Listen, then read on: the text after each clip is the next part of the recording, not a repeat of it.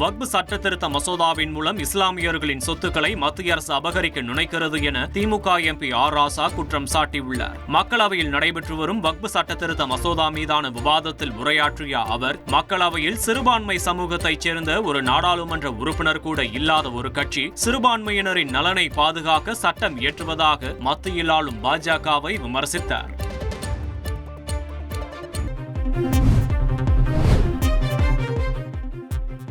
வக்பு சட்டத்திருத்த மசோதாவை முழுமையாக திரும்ப பெற கோரி பிரதமர் மோடிக்கு முதலமைச்சர் மு.க.ஸ்டாலின் கடிதம் எழுதியுள்ளார். தனது கடிதத்தில் மசோதாவானது வக்பு வாரியங்களின் அதிகாரங்களையும் பொறுப்புகளையும் பலவீனப்படுத்தும் வகையில் உள்ளதாக சுட்டிக்காட்டியுள்ள முதலமைச்சர் மு.க.ஸ்டாலின், திருத்தங்கள் வக்பு சட்டத்தின் நோக்கத்தையே நீர்த்து போக செய்துவிடும் என கூறியுள்ளார். வக்பு அமைப்புகளை பாதுகாப்பதில் தனிப்பட்ட முறையில் கவனம் செலுத்துமாறும் முதலமைச்சர் கேட்டுக் கொண்டுள்ளார். செய்திகளை உடனுக்குடன் தெரிந்து கொள்ள உடனே சப்ஸ்கிரைப் பண்ணுங்க.